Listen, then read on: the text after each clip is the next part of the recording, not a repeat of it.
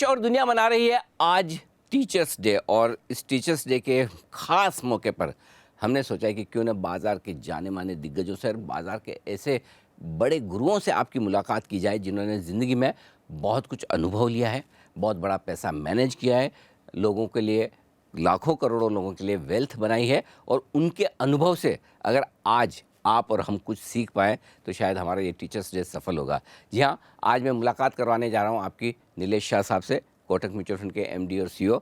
नीलेश भाई, बहुत बहुत स्वागत है आपका।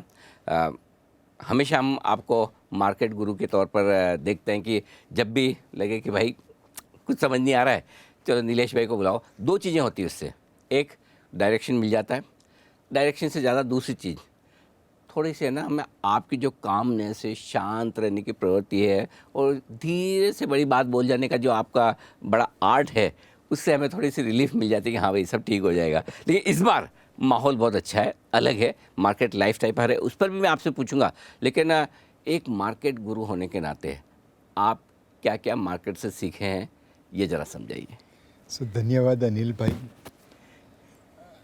लोग जो भी कहें मार्केट गुरु, मार्केट के एक्सपर्ट, हमें तो स्टूडेंट ऑफ द मार्केट ही रहना है।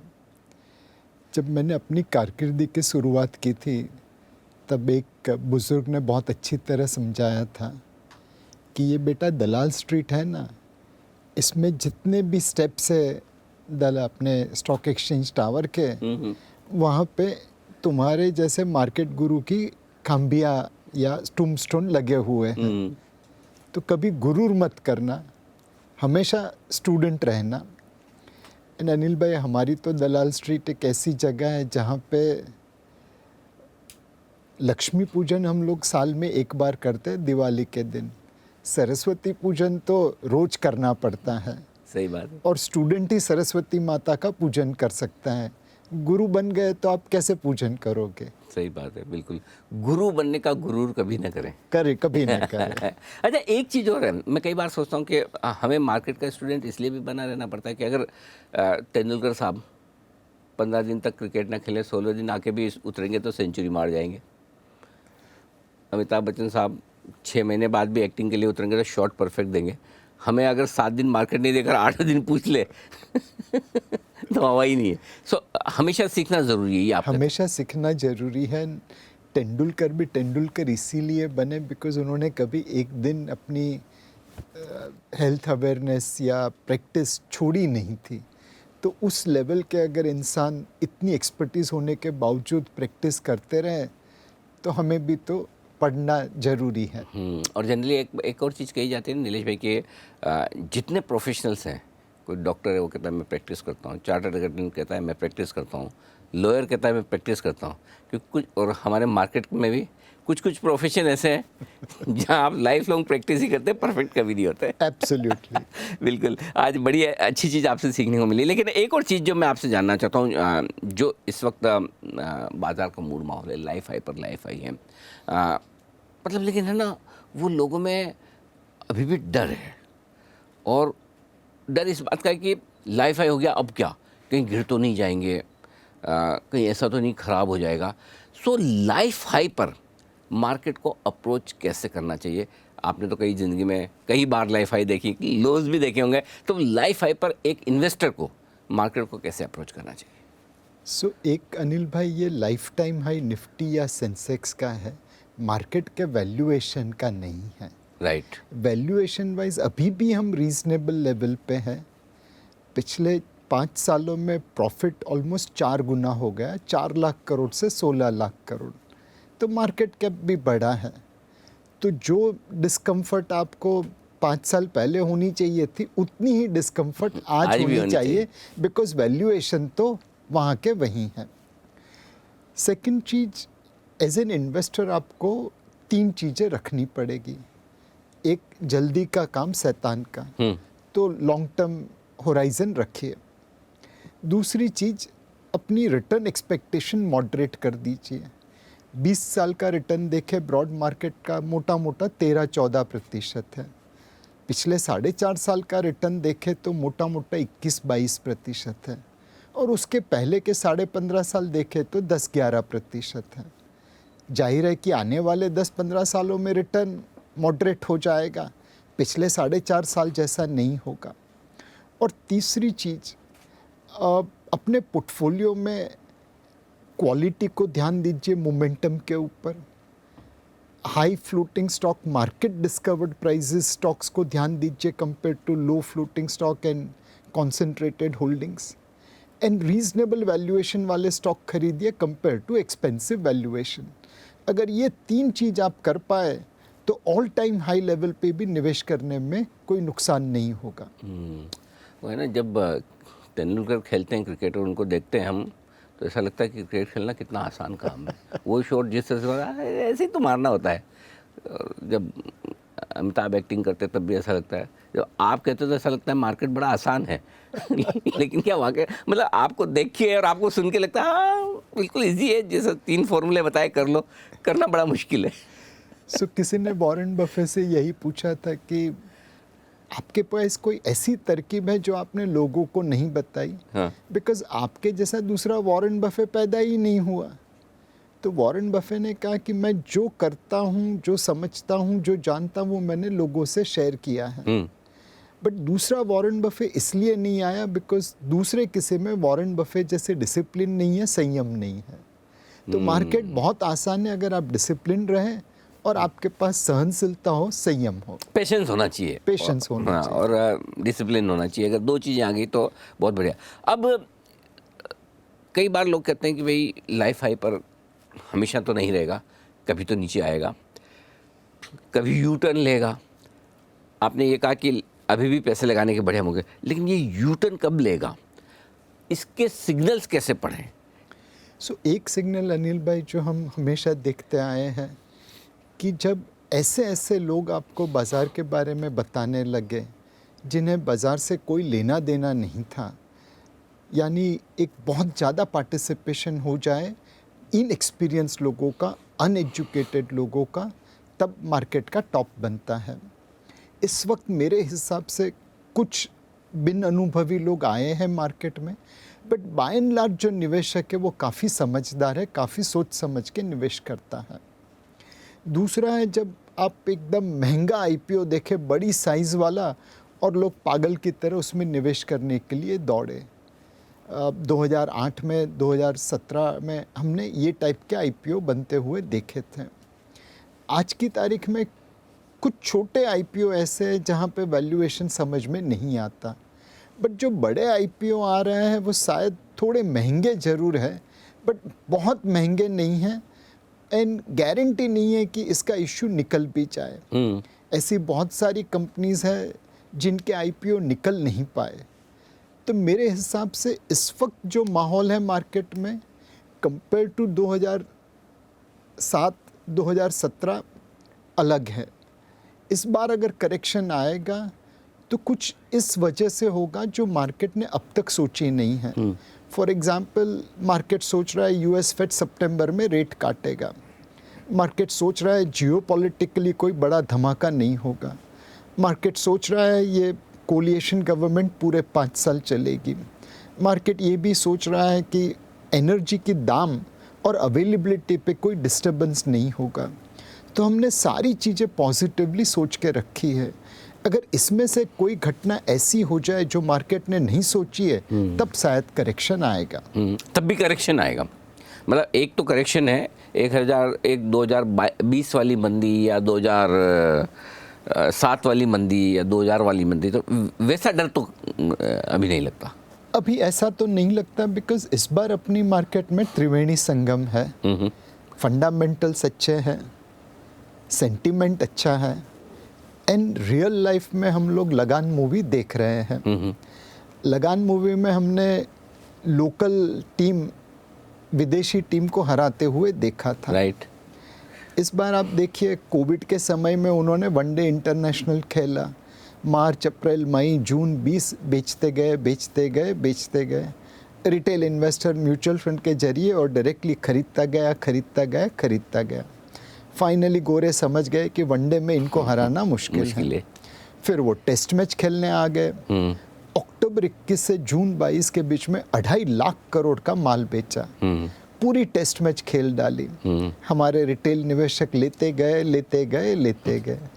तो गोरों को लगा अब टेस्ट मैच में भी इनको हराना मुश्किल है। फिर वो T20 खेलने उतरे। इलेक्शन रिजल्ट वाले दिन कुछ 21-22 हज़ार करोड़ का माल बेचा। हम लोग वो भी लेके बैठ गए। तो ये रियल लाइफ लगान जो है लिक्विडिटी की, विदेशी निवेशकों की, चाहे वनडे हो, टेस्ट मैच हो, T20 हो, वो तो मैच खेल ही रहे हैं और जीत रहे हैं। तो ये Triveni Sangam of liquidity, sentiment and fundamentals ये आसार देता है कि बहुत बड़ा करेक्शन आना मुश्किल लगता है। मार्केट में उतार चढ़ाव आते रहेंगे। स्टॉक्स में जहाँ पे वैल्यूएशन महंगा है वहाँ पे 40-50% भी गिर सकते हैं। बट ओवरऑल मार्केट में बहुत बड़ा करेक्शन बड़े लंबे समय के लिए आना मुश्किल है, अनलेस अनटिल कोई ऐसी घटना हो जो हमने सोची नहीं। हाँ, ठीक बात है, अनएक्सपेक्टेड कुछ हो जाए उसका तो किसको पता। लेकिन हाँ, एक चीज़ है कि अब लाइफ हाइक पर मैं कुछ इन्वेस्टर्स के लिए पूछना चाहता हूँ दो लिहाज से। एक, एसेट एलोकेशन किस तरह का होना चाहिए, और दूसरा किसी पर्टिकुलर एसेट में, स्पेशली इक्विटी में कैसे पैसे लगाएं। तो पहले तो ये कि क्या ये सही वक्त है कि आपकी एसेट इक्विटी के अलावा भी और दूसरी जगह होनी चाहिए, यदि हाँ तो कैसे? 100% अनिल भाई, बिकॉज हर किसी की रिस्क प्रोफाइल अलग होती है। हमने कुछ ऐसे लोगों को देखा है जिन्होंने कोविड के समय में पैसा इक्विटी में जोर से लगाया, और कुछ ऐसे लोग थे जो डर गए और बेच के बैठ गए। तो उनका नोशनल लॉस था वो रियल लॉस बन गया, और किसी ने बहुत पैसे बनाए। तो आप अपनी रिस्क प्रोफाइल के अनुसार निवेश करिए। पिछले 5 साल का रिटर्न अच्छा है इसलिए 100% इक्विटी में रखना वो गलत बात होगी। अगर डेट में इन्वेस्ट करना चाहते हैं, सबसे लंबी अवधि का डेट पेपर या फंड खरीद के बैठ जाए। आज नहीं तो कल दुनिया में और इंडिया में ब्याज की दरें कटेगी। सोने में निवेश करने का भी अच्छा लगता है। अब दुनिया की सेंट्रल बैंक भारतीय गृहिणी की तरह हो गई है, सोने में विश्वास रखने लगी है। हजार टन का सोना खरीदते हैं तो सोने के दाम भी ऊपर रहेंगे। अगर इक्विटी में निवेश करना है, थोड़ा फोकस क्वालिटी पे ज़्यादा रखिए, मोमेंटम पे कम करिए। लार्ज कैप पे ज़्यादा रखिए, स्मॉल कैप पे थोड़ा कम करिए। ट्रेडिंग अगर पोजीशन है तो लिवरेज कम कर दीजिए, या स्टॉप लॉस को एकदम स्ट्रिक्टली फॉलो करना चालू कर दीजिए। सो ओवरऑल असेट एलोकेशन के धर्म का पालन तो करना ही पड़ेगा।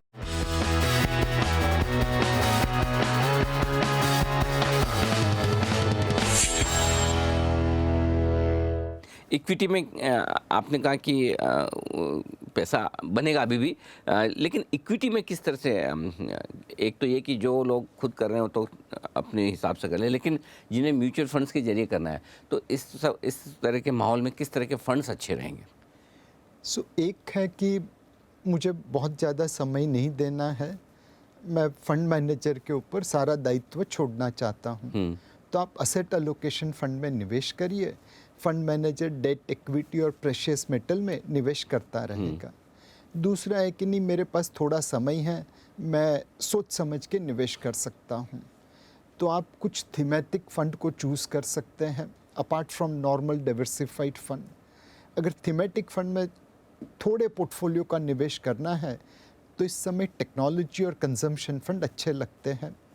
टेक्नोलॉजी में धीरे धीरे हमने देखा है कि वॉल्यूम ग्रोथ आ रहा है, एआई टूल्स यूज़ करके प्रोडक्टिविटी बढ़ रही है।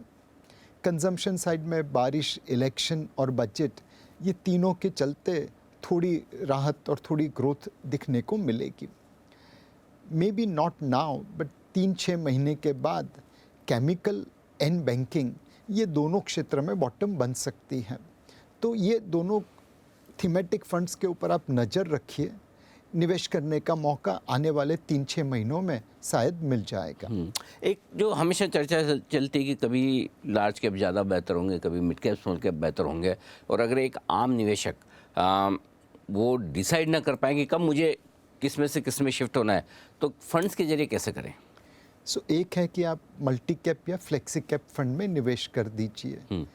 अगर छोटी साइज़ का फ्लेक्सी फंड है तो वो लार्ज, मिड और स्मॉल में रोटेशन करता रहेगा।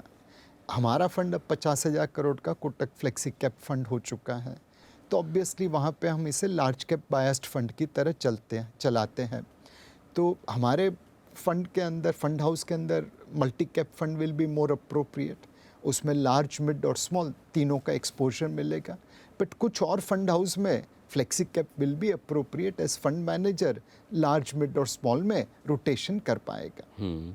तो अलग अलग बेहतर ये कि आप खुद करने के बजाय फंड मैनेजर्स को। बट एक सीख मैं जो देना चाहूँगा अनिल भाई, जब भी हमने देखा है लोग एक गाड़ी से दूसरी गाड़ी में छलांग मारते रहते हैं। आपको एक ही गाड़ी में बैठे रहना है कुछ समय के लिए। हर फंड में परफॉर्मेंस ऊपर नीचे होता रहता है, हर फंड मैनेजर की स्टाइल भी अलग अलग रहती है। तो समय दीजिए, अवधि दीजिए। जस्ट बिकॉज आज आपने जहाँ पे निवेश किया वो नहीं चला और कुछ और चल रहा है, तो जंप मत कर देना। नीलेश भाई, अब मैं आपसे थोड़ी बातें आपके अब तक के अनुभव पे करना चाहता हूँ। आपने शुरुआत फिक्स इनकम डेट से की, ठीक है, उसके बाद आप इक्विटी में आए, CIO बने, सारे प्रोडक्ट्स अब आप देख रहे हैं। ये दोनों तीनों एसेट क्लास की समझ होना ये कितना ज़रूरी है किसी भी एक अच्छे सक्सेसफुल फंड मैनेजर के लिए, इन्वेस्टर के लिए? सो अनिल भाई, ऐसा नहीं है कि एक अच्छा इक्विटी फंड मैनेजर को डेट की समझ होनी चाहिए या एक अच्छे डेट फंड मैनेजर सही इक्विटी फंड मैनेजर भी बन पाएगा। आपको अपनी स्टाइल के हिसाब से खेलना है। मैंने डेट से शुरुआत की तो टॉप डाउन थोड़ी रिसर्च करनी पड़ी, सीखना पड़ा, मेहनत करनी पड़ी। क्रेडिट की समझ आ गई बिकॉज लाइफ के इनिशियल इन्वेस्टमेंट्स में ही कुछ बैड डेट हो गए थे। तो जो थप्पड़ पहले पड़ा उसकी गूंज आज तक सुनाई दे रही है। तो ये टॉप डाउन मैक्रो एनालिसिस और क्रेडिट ये इक्विटी में भी काम आने लगा। बट इक्विटी के भी अपने रूल्स हैं, रेगुलेशंस हैं, वो भी सीखने पड़े। एंड जैसा मैंने कहा कि आप तो हमेशा मार्केट के स्टूडेंट ही रहेंगे। आज रिन्यूएबल एनर्जी है, नई चीज़ें सीखनी पड़ रही है। आर्टिफिशियल इंटेलिजेंस है, नई चीज़ें सीखनी पड़ रही है। मैं तो कॉमर्स बैकग्राउंड से हूँ तो इंजीनियरिंग उतनी समझ में नहीं आती है, तो मुझे लोगों से और मेहनत करनी पड़ेगी। अल्टीमेटली मेरी कॉम्पिटिटिवनेस क्या है अनिल भाई? अगर आप 12 घंटे काम करेंगे, मुझे 14 घंटे काम करना पड़ेगा, तब मैं आपको आउट परफॉर्म करने की उम्मीद रख सकता हूँ। हो सकता है कि आप 12 घंटे में उतनी पढ़ाई कर ले जो मैं 14 घंटे में नहीं कर सकता, तो फिर मुझे 16 घंटे काम करना पड़ेगा। अच्छा, एक चीज़ बताएं नीलेश भाई, हमेशा है ना ये होता है कि हर आदमी के कोई ना कोई एक माइंड ब्लॉक होता है। किसी को टेक्नोलॉजी को लेकर के, मतलब अगर मोबाइल भी चेंज करना है तो अरे बड़ा मुश्किल वाला काम है।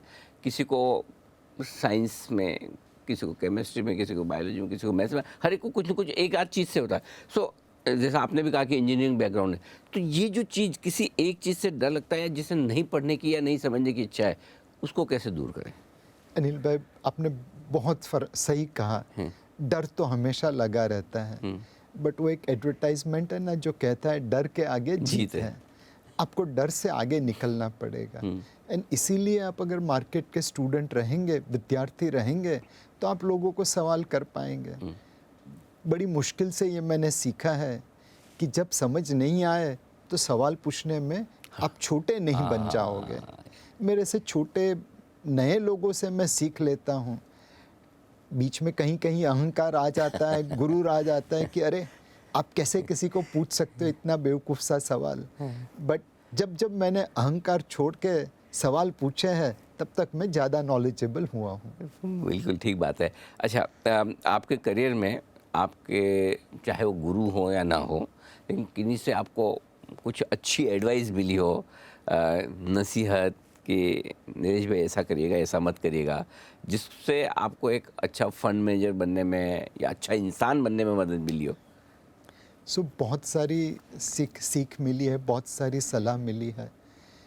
2 वाक्य कहना चाहूँगा। मैं सीए में गोल्ड मेडलिस्ट था। जब ICICI गया मुझे लगा मेरे तो मतलब पंख उड़ाए हैं, सीए गोल्ड मेडलिस्ट। नहीं, बहुत बड़ी बात है, वैसे भी बहुत बड़ी बात हुई, बहुत बड़ी बात होती है। इधर पूछो। ऐसा बिल्कुल ऋतिक रोशन स्टाइल में पास हुए हैं। वहाँ पे जाके पता चला कि मेरे से भी बहुत ज़्यादा स्मार्ट लोग हैं और उनमें कोई अहम नहीं था। तो हम्बलनेस उन्होंने सिखाई। रैंक से आपका नॉलेज नहीं आता, एग्ज़ाम पास करने से नॉलेज नहीं आता, रियल लाइफ एक्सपीरियंस से नॉलेज बनता है। दूसरा, जब आप ऊपर चलते जाते हो, आपके नीचे लोग हैं, तो एक सत्ता का पावर आ जाता है, कुर्सी की गर्मी आ जाती है। तो मेरे बॉस ने मुझे बहुत अच्छी तरह समझाया कि नीलेश, टेबल 2 प्रकार के होते हैं। एक टेबल जिसमें स्क्वायर कोने होते हैं, वो लोगों को खींचते रहेंगे, और एक टेबल ऐसा जो राउंड है, इसके कोने किसी को नहीं खींचेंगे। तो ज़िंदगी में हमेशा राउंड टेबल बनना, स्क्वायर टेबल मत क्या बात बनना। है। तो आज भी जब मतलब कहीं पे अपना जोश दिखाने की आदत आती है, सोच आती है, तो मैं हमेशा टेबल राउंड बनने की कोशिश करता हूँ। What a ये noble बहुत thought. फ़ायदा हो गया मुझे। हाँ, मतलब किसी को हर्ट मत करो।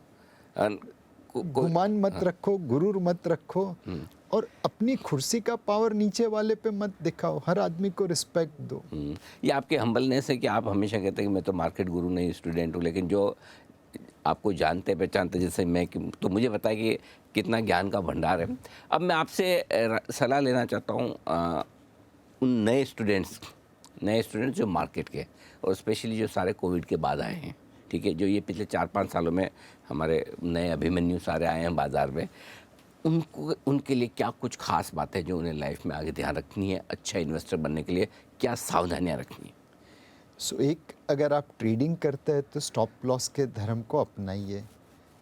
Trading requires full attention, full alertness, and stop loss is a must. अगर आप इन्वेस्टर हैं तो हमेशा कोशिश करते रहिए कि आप कुछ न कुछ नया सीखते जाएं। आपकी पोजीशन है इसलिए वो हमेशा आपके लिए प्रॉफिट करेगी, ऐसा नहीं है। जब कहीं कोई और अनुभव मिले, कोई और रिसर्च मिले, तो अपनी पोजीशन को काटने में शर्म मत रखना। Be a long term investor, bye quality companies, by eight reasonable valuations, and compound your earnings rather than कि आज गए, ऊपर गए, नीचे गए, ऐसा नहीं। कंपाउंड करो लॉन्ग टर्म के लिए। ठीक बात है। और मैं उम्मीद करता हूँ कि नीलेश भाई, जो हमारे दर्शक आज ये टीचर्स डे स्पेशल शो आपके साथ देख रहे हैं मार्केट गुरु, उन्हें आपके अनुभव से और आपके ज्ञान से, दोनों से बहुत फ़ायदा होगा। बहुत बहुत धन्यवाद आपका समय देने के लिए और हमसे बातचीत करने के लिए। Thank you so much. Nilesh Shah साहब बताते हुए अपने अब तक के करियर का पूरा अनुभव और पूरा ज्ञान, और हम उम्मीद करते हैं कि नीलेश भाई भले ही अपने आप को मार्केट का स्टूडेंट मानते हैं और हर वक्त सीखते हैं, तो वो और ज़्यादा से ज़्यादा सीखे और हमें सिखाए, ये उम्मीद हमेशा हम उनसे रखेंगे।